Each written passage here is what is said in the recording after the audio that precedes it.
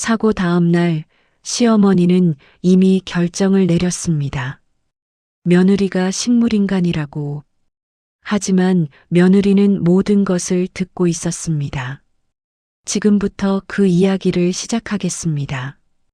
보시기 전 구독과 좋아요를 눌러주시면 감사하겠습니다. 강남의 대형 병원 중환자실이었습니다. 복도는 소독약 냄새로 가득했고 간호사들의 발걸음은 고무 밑창 소리를 내며 조용히 지나갔습니다. 형광등 불빛이 하얗게 내리쬐는 병실 안, 커튼으로 둘러싸인 침대 위에 며느리는 움직임 없이 누워 있었습니다. 산소 마스크가 입을 덮고 있었고 여러 개의 선이 팔과 가슴에 연결되어 있었습니다. 심전도 기계가 규칙적인 소리를 냈습니다. 삑, 삑, 삑. 그 단조로운 소리만이 그녀가 아직 살아있다는 증거였습니다. 의사는 차트를 들여다보며 천천히 말했습니다. 뇌 손상이 상당합니다. MRI 결과를 보면 현재로서는 식물인간 상태로 남을 가능성이 있습니다. 물론 아직 확정된 건 아닙니다만 각오는 하셔야 할 것 같습니다. 의사의 말이 병실 안을 무겁게 채웠습니다. 남편은 입술을 깨물었고 시어머니는 팔짱을 낀 채 가만히 서 있었습니다. 의사의 말끝이 채 가라앉기도 전에 시어머니가 입을 열었습니다. 그럼 오래 끌 필요는 없겠네요. 목소리는 차갑고 단호했습니다. 마치 오래전부터 준비해둔 말을 꺼내는 것처럼 들렸습니다. 의사는 잠깐 시어머니를 쳐다봤지만 곧 시선을 내렸습니다. 남편은 고개를 숙인 채 아무 말도 하지 않았습니다. 두 손을 꽉 쥐고 있었지만 그 손은 떨리지 않았습니다. 그저 가만히 바닥만 바라보고 있었습니다. 시어머니는 의사를 향해 다시 말했습니다. 최선을 다해달라는 말은 하지 않겠습니다. 그보다는 현실적인 판단을 부탁드립니다. 의사는 잠시 침묵했습니다. 그러다 작게 고개를 끄덕였습니다. 가족분들과 상의 후에 결정하시면 됩니다. 그 말이 떨어지자 시어머니는 병실 밖으로 나갔습니다. 남편은 그제야 침대 가까이 다가갔습니다. 하지만 손을 뻗지는 않았습니다. 그저 멀리서 아내의 얼굴을 내려다볼 뿐이었습니다. 며느리는 그 모든 것을 듣고 있었습니다. 눈을 뜨지 못했을 뿐 의식은 이미 조금씩 돌아오고 있었습니다. 시어머니의 목소리, 남편의 침묵, 의사의 한숨, 모든 것이 선명하게 귀에 들어왔습니다. 손가락을 움직이고 싶었습니다. 눈을 뜨고 싶었습니다. 아니라고, 아직 살아있다고 소리치고 싶었습니다. 하지만 몸은 꿈쩍도 하지 않았습니다. 나는 아직 살아있는데. 그녀는 속으로 외쳤습니다. 하지만 입술은 굳게 닫혀 있었고 손가락 하나 까딱할 수 없었습니다. 그저 기계음만이 대신 대답할 뿐이었습니다. 남편이 뒤돌아 나가는 발걸음 소리가 들렸습니다. 천천히 무겁게. 그 소리가 복도 끝으로 완전히 사라질 때까지 병실 안은 침묵이었습니다. 시어머니도 곧 나갔습니다. 문이 닫히는 소리가 작게 들렸습니다. 그녀는 이제 혼자였습니다. 기계음만이 규칙적으로 울렸습니다. 삑, 삑, 삑. 그리고 그녀는 깨달았습니다. 결정은 이미 내려졌다는 것을. 자신의 의사와는 상관없이 누구도 그녀에게 묻지 않을 것이라는 것을. 이송은 빠르게 결정됐습니다. 사고가 난 지 사흘째 되던 날 아침 시어머니가 병원에 왔습니다. 손에는 서류 봉투를 들고 있었습니다. 전원 준비 다 됐어요. 오늘 오후에 출발합니다. 남편은 고개를 들었습니다. 어디로요? 바닷가 쪽에 괜찮은 요양원이 있더라고요. 조용하고 공기도 좋고. 시어머니의 목소리는 부드러웠지만 그 안에는 여지가 없었습니다. 남편은 잠시 망설이다가 고개를 끄덕였습니다. 그게 좋을까요? 여기 있어봤자 비용만 나가요. 저쪽이 훨씬 나아요. 더 이상 질문은 없었습니다. 오후 2시 구급차가 병원 지하 주차장에 도착했습니다. 며느리는 들것에 실려 차 안으로 옮겨졌습니다. 산소호흡기와 링거가 함께 실렸고 간호사 한 명이 동행했습니다. 구급차 문이 닫히고 차가 출발했습니다. 시어머니는 조수석에 앉았고 남편은 뒷좌석에서 창밖을 바라봤습니다. 며느리는 들것 위에서 천장만 보였습니다. 강남을 벗어나자 도로는 한산해졌습니다. 고층 빌딩이 사라지고 나지막한 건물들이 이어졌습니다. 차창 밖으로 논밭이 지나갔고 산이 멀리 보였습니다. 구급차 안은 조용했습니다. 간호사는 링거줄을 확인하고 산소 포화도를 체크했습니다. 시어머니는 휴대폰을 보고 있었고 남편은 계속 창밖만 바라봤습니다. 며느리의 손은 담요 밖으로 나와 있었습니다. 차가웠지만 아무도 그 손을 덮어주지 않았습니다. 1시간쯤 지났을 때 시어머니가 말했습니다. 여긴 조용해서 좋아요. 괜히 소문날 일도 없고. 남편은 대답하지 않았습니다. 그저 창밖만 바라봤습니다. 며느리는 그 말을 들었습니다. 소문날 일. 그 말의 의미를 이해하는데 오래 걸리지 않았습니다. 이곳은 숨기기 위한 장소였습니다. 강남 한복판 대형 병원에 며느리가 계속 누워 있으면 사람들이 묻기 시작할 것입니다. 친구들이, 친척들이, 지인들이. 하지만 바닷가 요양원이라면 다릅니다. 아무도 모를 곳, 아무도 찾아오지 않을 곳. 며느리는 속으로 계산했습니다. 여기서 살아남아야 한다. 구급차는 해안도로로 접어들었습니다. 바다가 보이기 시작했습니다. 회색빛 하늘 아래 잔잔한 파도가 밀려왔다 물러갔습니다. 또 1시간이 지났습니다. 차가 멈췄습니다. 도착했습니다. 운전기사의 목소리가 들렸습니다.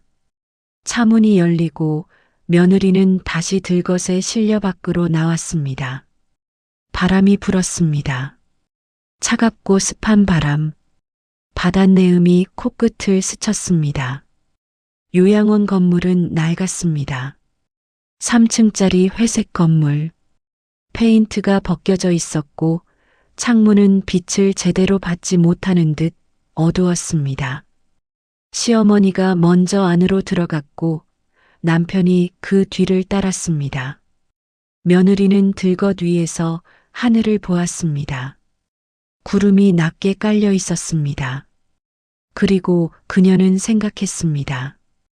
이곳에서 나를 있게 하려는 거구나. 요양원 2층 끝방이었습니다. 복도는 어두웠고 소독약 냄새 대신 묵은 냄새가 났습니다.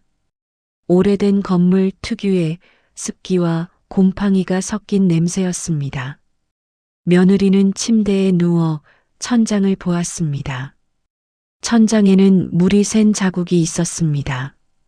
갈색 얼룩이 지도처럼 퍼져 있었습니다. 창밖으로는 바다가 보였습니다.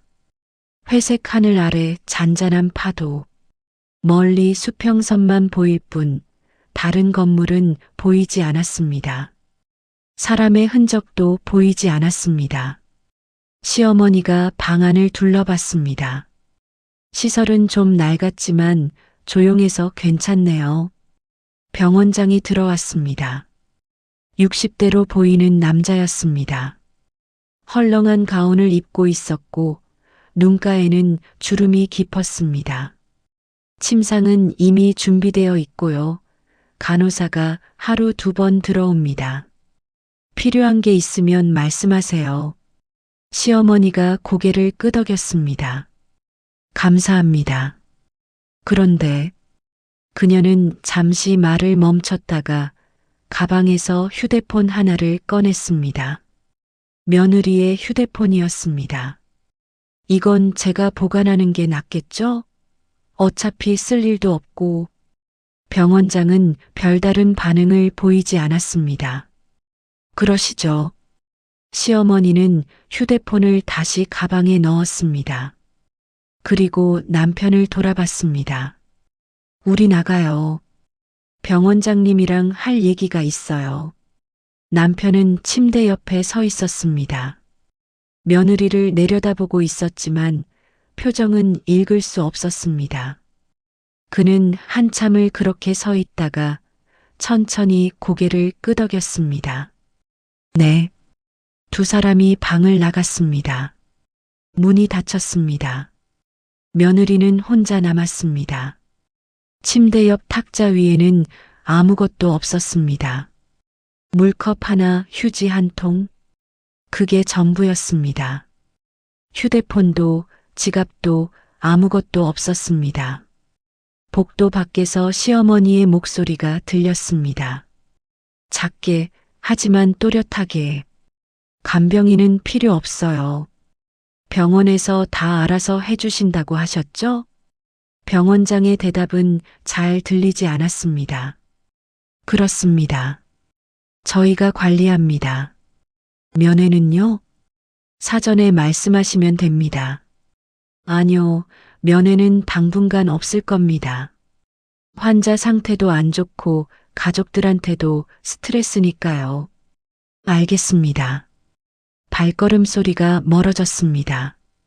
며느리는 눈을 감았습니다. 이제 정말 끝이구나.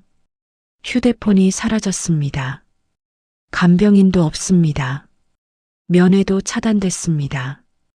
이곳에서 그녀는 완전히 고립됐습니다. 아무도 찾지 않을 곳, 아무도 모를 곳, 창밖으로 파도 소리만 들렸습니다. 규칙적으로 끝없이. 며느리는 생각했습니다.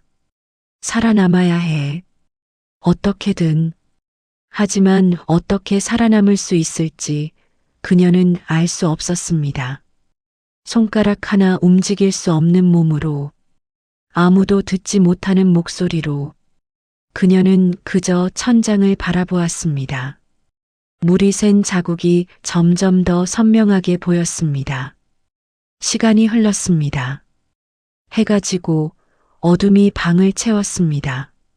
아무도 불을 켜러 오지 않았습니다. 사흘이 지났습니다. 시어머니는 매일 요양원에 왔습니다. 아침 일찍 도착해서 병원장 사무실에 오래 머물렀습니다. 며느리의 병실에는 거의 들르지 않았습니다.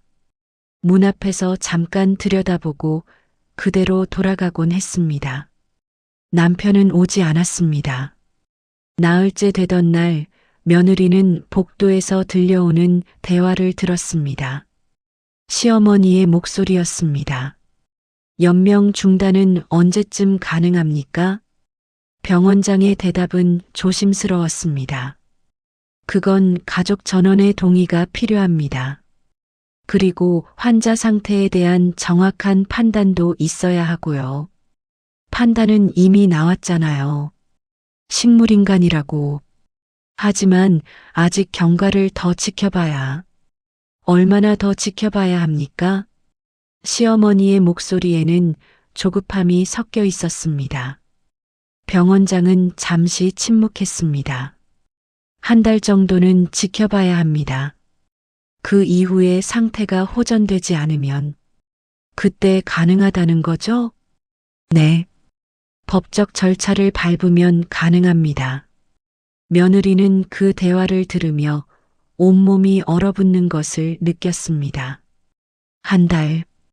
그녀에게 주어진 시간은 1달이었습니다. 그 안에 무언가를 해야 했습니다. 하지만 무엇을, 어떻게? 발걸음 소리가 가까워졌습니다. 시어머니와 병원장이 병실 문 앞에 섰습니다. 환자 상태는 어떻습니까? 병원장이 차트를 보며 대답했습니다. 안정적입니다. 생체 신호는 정상이고요. 의식은요? 전혀 없습니다. 시어머니는 고개를 끄덕였습니다. 그럼 됐어요. 두 사람은 더 이상 병실 안으로 들어오지 않았습니다. 그대로 복도로 돌아갔습니다. 며느리는 천장을 바라보았습니다. 의식이 없다. 의사는 그렇게 말했습니다. 하지만 그녀는 모든 것을 듣고 있었습니다. 모든 것을 이해하고 있었습니다. 그날 저녁 남편이 왔습니다. 사고 이후 처음이었습니다. 그는 병실 문을 조용히 열고 들어왔습니다. 침대 옆 의자에 앉았습니다. 한참 동안 아무 말도 하지 않았습니다. 그러다 작게 중얼거렸습니다. 미안해. 목소리가 떨렸습니다. 어머니가 그러시는데 내가 깨어나지 못할 거라고. 의사도 그렇게 말했다고. 그는 손으로 얼굴을 감쪽습니다. 나도 어떻게 해야 할지 모르겠어. 계속 이렇게 있을 수도 없고 그렇다고. 말이 흐려졌습니다. 며느리는 소리치고 싶었습니다. 나 여기 있어. 듣고 있어. 하지만 목소리는 나오지 않았습니다. 손가락 하나 움직일 수 없었습니다. 남편은 한참을 앉아 있다가 천천히 일어났습니다. 미안해. 그 말을 남기고 그는 병실을 나갔습니다. 문이 닫혔습니다. 며느리는 눈물을 흘리고 싶었습니다. 하지만 눈물조차 나오지 않았습니다. 창밖으로 어둠이 내려왔습니다. 파도 소리만 들렸습니다. 끝없이 규칙적으로 그녀는 생각했습니다. 한 달. 그 안에 뭔가 해야 해. 하지만 방법을 알 수 없었습니다. 일주일이 지났습니다. 남편은 매일 밤 왔습니다. 시어머니가 돌아간 후 어둠이 내린 후에 아무도 없는 시간을 골라 왔습니다. 그는 병실 문을 조용히 열고 들어와 침대 옆에 앉았습니다. 불을 켜지 않았습니다. 어둠 속에서 며느리의 얼굴을 바라보았습니다. 첫날 밤 그는 아무 말도 하지 않았습니다. 그저 앉아 있었습니다. 1시간쯤 지나서야 일어나 나갔습니다. 둘째 날 밤 그는 중얼거리기 시작했습니다. 미안해. 그 말이 전부였습니다. 셋째 날 밤 말이 조금 더 길어졌습니다. 어머니가 계속 얘기하셔. 이렇게 있어봤자 의미가 없다고. 너도 힘들 거라고. 그는 손으로 얼굴을 감쌌습니다. 나도 모르겠어. 뭐가 맞는 건지. 며느리는 그 목소리를 들었습니다. 떨리고 있었습니다. 울먹이는 것 같았습니다. 넷째 날 밤 남편은 울었습니다. 이렇게 될 줄 몰랐어. 정말 몰랐어. 그는 침대 난간을 잡고 고개를 숙였습니다. 어깨가 떨렸습니다. 사고 났을 때 어머니가 그러셨어. 괜찮을 거라고. 최선을 다하면 된다고. 근데 이렇게. 목소리가 끊겼습니다. 며느리는 듣고 있었습니다. 그의 울음을, 그의 후회를. 다섯째 날 밤 남편은 며느리의 손을 잡았습니다. 처음이었습니다. 사고 이후 처음으로 그가 그녀의 손을 잡았습니다. 손은 차가웠습니다. 남편의 손도 떨렸습니다. 깨어날 수 있어? 그가 속삭였습니다. 제발 깨어나줘. 내가 잘못했어. 내가 너무 약했어. 며느리는 손가락을 움직이려 했습니다. 있는 힘을 다해 움직이려 했습니다. 하지만 손가락은 꿈쩍도 하지 않았습니다. 남편은 한참을 그렇게 손을 잡고 있었습니다. 그러다 천천히 손을 놓았습니다. 미안해. 그가 일어났습니다. 문 쪽으로 걸어갔습니다. 그런데 문 앞에서 멈췄습니다. 어머니가 서류를 준비하래. 그의 목소리는 떨렸습니다. 연명 중단 서류. 다음 주에 작성하자고. 며느리의 심장이 쿵 하고 내려앉는 것 같았습니다. 다음 주. 시간이 얼마 남지 않았습니다. 남편은 문을 열었습니다. 복도의 불빛이 병실 안으로 흘러들어왔습니다. 나 어떻게 해야 할지 모르겠어. 그는 그렇게 중얼거리고 나갔습니다. 문이 닫혔습니다. 며느리는 어둠 속에 혼자 남았습니다. 창밖으로 달빛이 들어왔습니다. 바다를 비추고 있었습니다. 파도가 은빛으로 빛났습니다. 며느리는 생각했습니다. 아직은 아니야. 아직 포기하면 안 돼. 남편은 흔들리고 있었습니다. 완전히 무너진 것은 아니었습니다. 아직 망설이고 있었습니다. 그 망설임이 그녀에게 남은 유일한 희망이었습니다. 며느리는 다시 한번 손가락을 움직이려 했습니다. 조금이라도, 아주 조금이라도. 하지만 몸은 여전히 움직이지 않았습니다. 시간만 흘러갔습니다. 파도 소리만 들렸습니다. 그리고 그녀는 기다렸습니다. 무언가가 누군가가 이 상황을 바꿔주기를. 2주가 지났습니다. 그날은 목요일 오후였습니다. 병실은 조용했습니다. 시어머니는 그날 오지 않았고 남편은 밤에나 올 예정이었습니다. 병실 문이 열렸습니다. 낯선 발걸음 소리였습니다. 경쾌하고 빠른 걸음. 며느리는 누군지 알 수 없었습니다. 시어머니도 남편도 아니었습니다. 간호사의 걸음걸이와도 달랐습니다. 혜진아. 목소리가 들렸습니다. 친구였습니다. 대학 때부터 알고 지낸 둘도 없는 친구. 며느리는 심장이 뛰는 것을 느꼈습니다. 기계음이 조금 빨라졌습니다. 내가 왔어. 나야 수영이. 친구는 침대 옆으로 다가왔습니다. 며느리의 손을 잡았습니다. 손은 따뜻했습니다. 오랜만에 느끼는 온기였습니다. 미안해. 진작 올걸. 시어머님이 면회를 안 받으신다고 해서 그래도 그냥 왔어. 친구의 목소리는 떨렸습니다. 며느리는 듣고 있었습니다. 친구의 목소리, 친구의 숨소리, 친구의 체온. 여기 있어. 나 여기 있어. 그녀는 속으로 외쳤습니다. 손가락을 움직이려 했습니다. 있는 힘을 다해. 그때였습니다. 손가락이 움직였습니다. 아주 조금. 거의 느껴지지 않을 만큼 미세하게. 친구는 숨을 멈췄습니다. 혜진아 방금. 친구는 며느리의 손을 더 꽉 잡았습니다. 다시 한번 해봐. 들리면 손가락 움직여봐. 며느리는 다시 시도했습니다. 온 신경을 손가락 끝에 집중했습니다. 다시 움직였습니다. 이번에는 조금 더 선명하게. 친구가 작게 비명을 삼켰습니다. 세상에. 친구는 주위를 둘러봤습니다. 아무도 없었습니다. 복도도 조용했습니다. 친구는 며느리의 귀에 입을 가까이 대고 속삭였습니다. 너 들리지? 내 말 듣고 있지? 며느리는 손가락을 움직였습니다.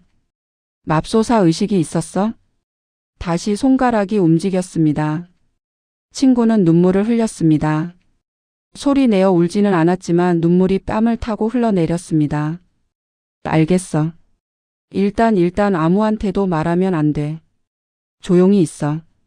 친구는 손을 놓지 않았습니다. 한참을 그렇게 앉아 있었습니다.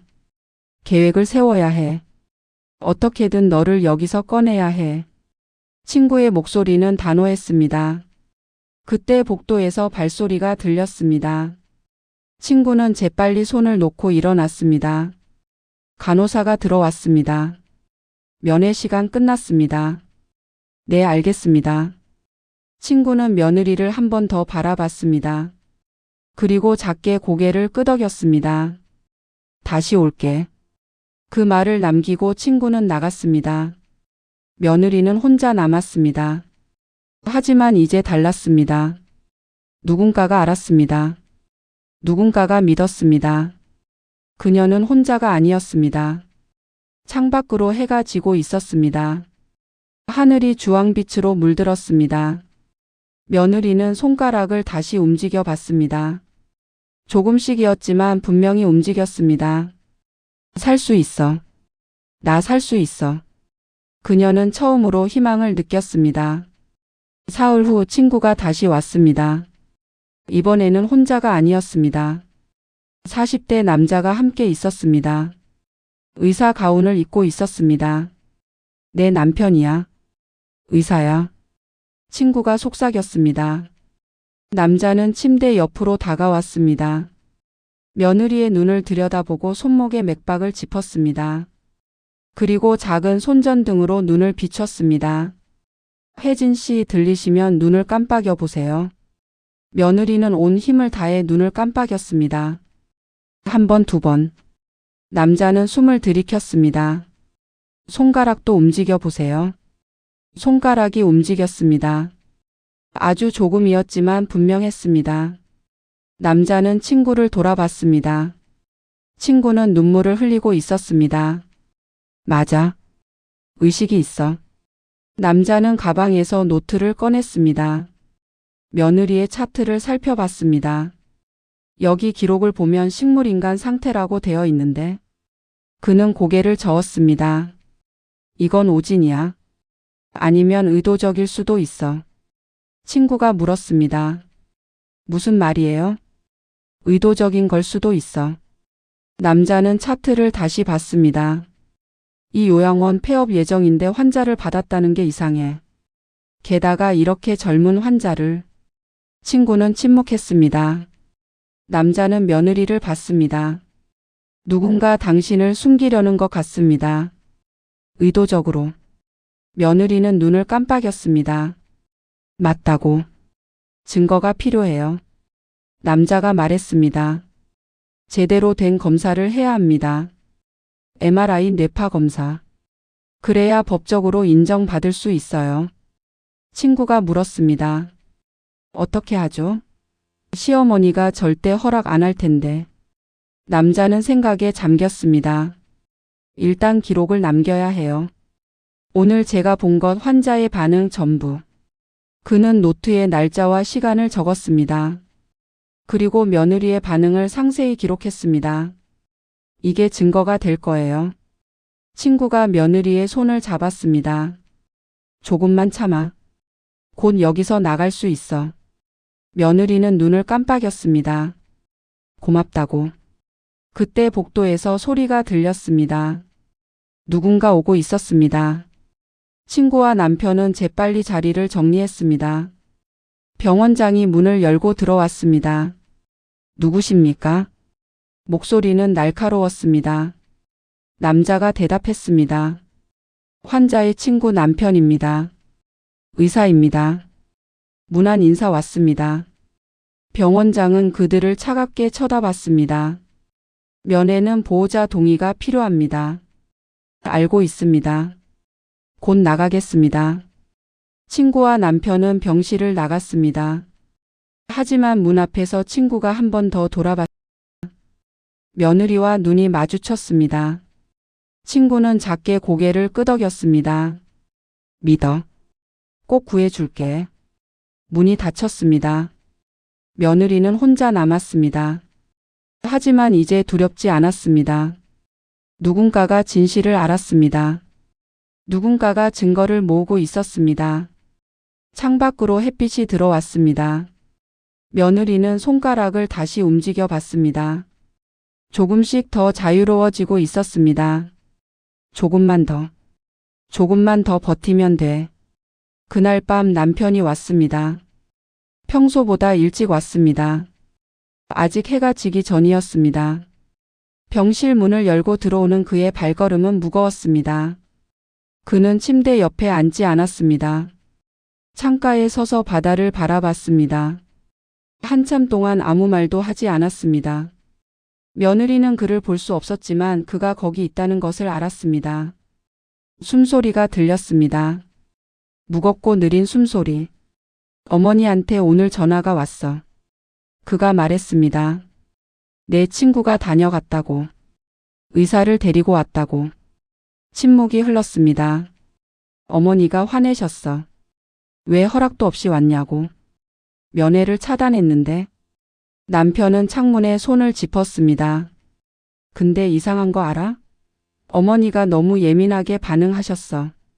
마치 뭔가 들킬까봐 두려워하는 것처럼. 며느리는 심장이 뛰는 것을 느꼈습니다. 남편이 천천히 돌아섰습니다. 나도 이상하다고 생각했어. 계속. 뭔가 이상하다고. 그는 침대 가까이 다가왔습니다. 처음에는 어머니 말을 믿었어. 내가 식물인간이 됐다고. 깨어날 수 없다고. 그래서 연명 중단이 너를 위한 거라고 생각했어. 목소리가 떨렸습니다. 근데 오늘 어머니 목소리를 듣는데 확신이 안 섰어.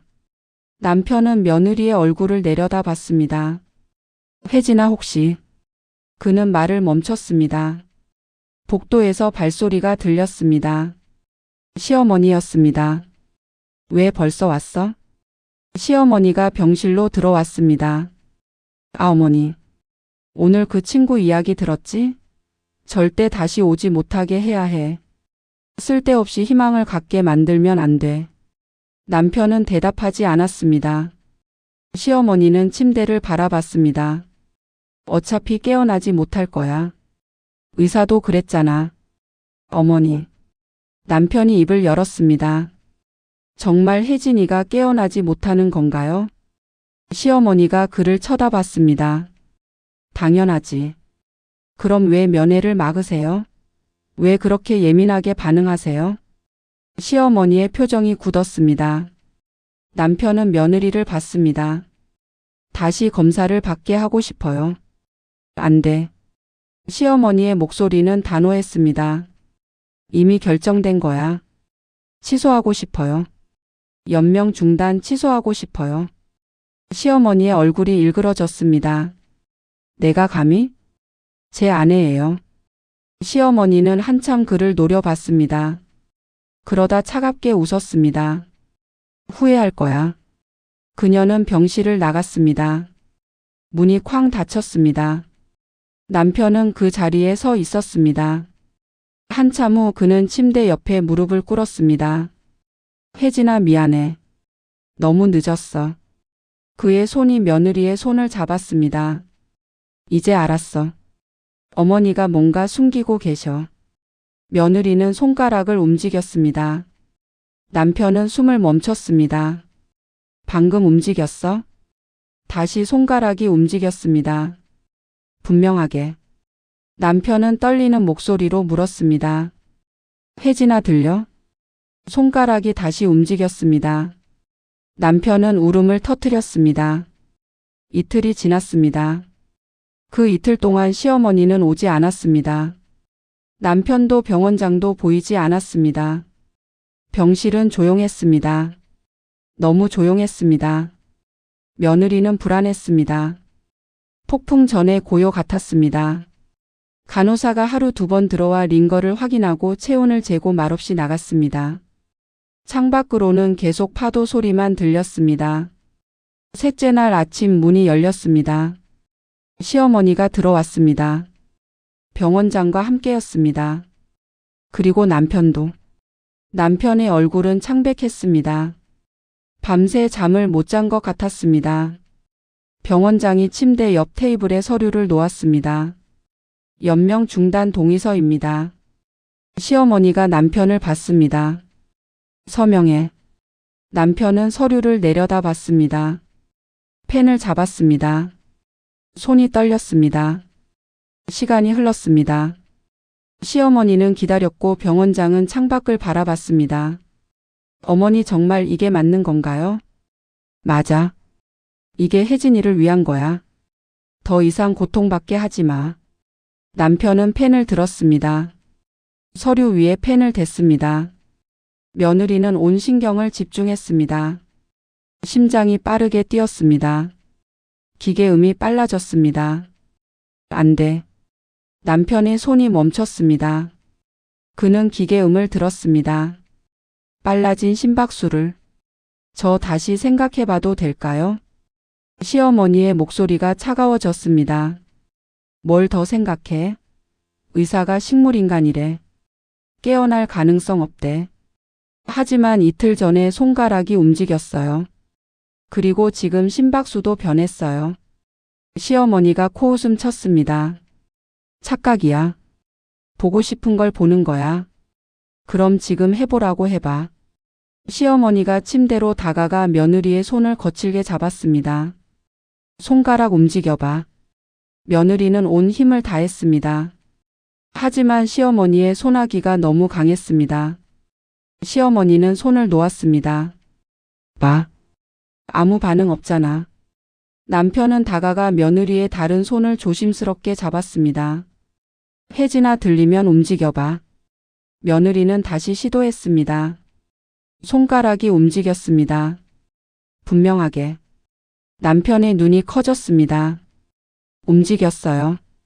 시어머니가 말했습니다. 근육 경련이야. 아니에요. 의지가 있는 움직임이에요. 병원장이 말했습니다. 반사작용일 가능성이 큽니다. 남편은 병원장을 봤습니다. 병원장은 눈을 피했습니다. 거짓말 하시는 거죠? 혜진이가 깨어나고 있다는 걸 알고 계시잖아요. 시어머니가 소리쳤습니다. 그만해.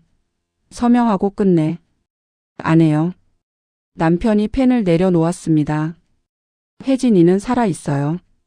절대 포기 안 해요. 시어머니의 얼굴이 일그러졌습니다. 그녀는 돌아서서 나갔습니다. 병원장도 따라 나갔습니다. 남편은 며느리 곁에 남았습니다. 미안해. 늦어서 미안해. 그는 그녀의 손을 꽉 잡았습니다. 이제 괜찮아. 내가 지켜줄게. 다음 날 구급차가 왔습니다. 남편이 직접 불렀습니다. 서울의 대형 병원으로 이송하기로 했습니다. 제 아내입니다. 제가 결정합니다. 시어머니도 왔습니다. 얼굴은 창백했습니다. 후회할 거야. 그녀가 마지막으로 남긴 말이었습니다. 구급차에 며느리가 실렸습니다. 남편이 함께 탔습니다. 바닷가 요양원이 멀어졌습니다. 회색 건물 바다 끝없는 파도. 며느리는 다시는 이곳에 오지 않을 것임을 알았습니다. 서울 병원에 도착했습니다. 정밀 검사가 시작됐습니다. MRI, 뇌파 검사, 신경학적 검사. 친구가 남편을 찾아왔습니다. 친구의 남편 의사도 함께였습니다. 제가 검사 결과를 확인하겠습니다. 이틀 후 결과가 나왔습니다. 의식이 있습니다. 담당 의사가 말했습니다. 식물인간 상태가 아닙니다. 락트인 증후군에 가깝습니다. 의식은 완전히 깨어 있지만 몸을 움직일 수 없는 상태. 남편은 무너져 울었습니다. 정말요? 정말 의식이 있어요? 네. 환자는 모든 것을 듣고 이해하고 있었습니다. 다만 표현할 수 없었을 뿐입니다. 친구도 울었습니다. 며느리의 손을 꽉 잡았습니다. 알았어. 내가 알았어. 며느리는 눈물을 흘렸습니다. 이번에는 정말로 눈물이 흘러나왔습니다. 볼을 타고 귀까지 흘러내렸습니다. 의사가 말했습니다. 재활 치료를 시작하면 회복 가능성이 있습니다. 시간이 걸리겠지만 포기하지 않으면 됩니다. 일주일 후 경찰이 왔습니다. 친구의 남편이 신고했습니다. 요양원 병원장 그리고 시어머니. 의도적인 오진과 연명 중단 유도 시도로 조사가 진행됩니다. 시어머니는 조사를 받았습니다. 병원장도 마찬가지였습니다. 남편은 그 과정을 지켜봤습니다. 아무 말도 하지 않았습니다. 다만 침묵했습니다. 한 달이 지났습니다. 며느리는 재활 치료를 받았습니다. 손가락이 조금씩 더 움직였습니다. 팔도 조금씩 움직이기 시작했습니다. 어느 날 그녀는 입을 열었습니다. 미안해. 작고 떨리는 목소리였습니다. 남편은 고개를 저었습니다. 아니야. 미안한 건 나야. 그는 그녀의 손을 잡았습니다. 나를 용서해 줄 수 있어? 며느리는 한참을 침묵했습니다. 그러다 천천히 대답했습니다. 이번 한 번만 믿어볼게요. 남편은 울었습니다. 고마워. 정말 고마워. 2달 후 며느리는 병실을 떠났습니다. 휠체어에 앉아 있었지만 스스로 손을 움직일 수 있었습니다. 말도 조금씩 할 수 있었습니다. 병원 로비를 지나며 창밖을 봤습니다. 햇빛이 쏟아졌습니다. 따뜻하고 밝은 햇빛. 친구가 옆에 있었습니다. 괜찮아? 며느리는 고개를 끄덕였습니다. 응. 이제 괜찮아. 구급차가 아닌 일반 차를 타고 집으로 향했습니다. 창밖으로 서울 시내가 지나갔습니다. 사람들이 걷고 차들이 달리고 세상이 돌아가고 있었습니다. 며느리는 숨을 깊이 들이마셨습니다. 스스로. 처음으로. 진짜로. 다시 숨을 쉬었습니다. 여러분, 오늘 이야기는 여기까지입니다. 혜진 씨는 결국 자신의 목소리를 되찾았습니다. 아무도 듣지 못할 거라 생각했던 그 목소리를요. 때로는 가장 가까운 사람이 가장 큰 상처를 줄 수도 있습니다. 하지만 그 속에서도 진심으로 손 내미는 사람이 있다면 우리는 다시 일어설 수 있습니다. 오늘 이야기가 마음에 와닿으셨다면 좋아요 한번 눌러주시고요. 구독으로 함께해 주시면 정말 큰 힘이 됩니다. 그리고 댓글로 여러분의 생각을 들려주세요. 여러분이라면 혜진 씨를 용서할 수 있으셨을까요? 다음 이야기도 기대해 주세요. 시청해 주셔서 감사합니다.